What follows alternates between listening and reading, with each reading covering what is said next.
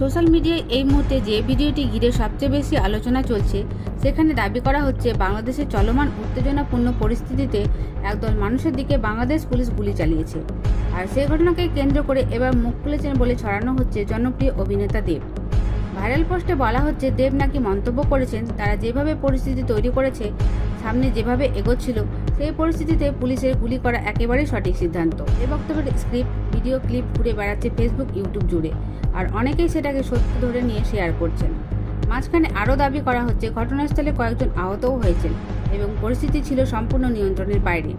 কিন্তু ভাইরাল হওয়া দাবিগুলোতে সত্যতা যাচাই করতে গিয়ে দেখা যাচ্ছে, দায়িত্বশীল সূত্র ও পুলিশের পক্ষ থেকে জানানো হয়েছে এই ঘটনায় পুলিশ কোনো লাইভ গুলি ব্যবহার করেননি। একই সঙ্গে দেবের পক্ষ থেকে কোনো মন্তব্য বিষয়ে এখনও পর্যন্ত নির্ভরশীল অফিসিয়াল কোনো নিশ্চিত তথ্য পাওয়া যায়নি। অর্থাৎ পুলিশ গুলি চালিয়েছেন এবং দেব গুলিকে সমর্থন করেছেন, এই দুটি কথাই আপাতত সোশ্যাল মিডিয়ায় ছড়ানো দাবি ছাড়া আর কিছুই নয়। এখন একটাই প্রশ্ন, আপনার মতে এই ভাইরাল ভিডিও ও দেবকে ঘিরে ছড়ানো কতটা বিশ্বাসযোগ্য আর কতটা গুজব? কমেন্টে আপনার মতামত জানাতে ভুলবেন না।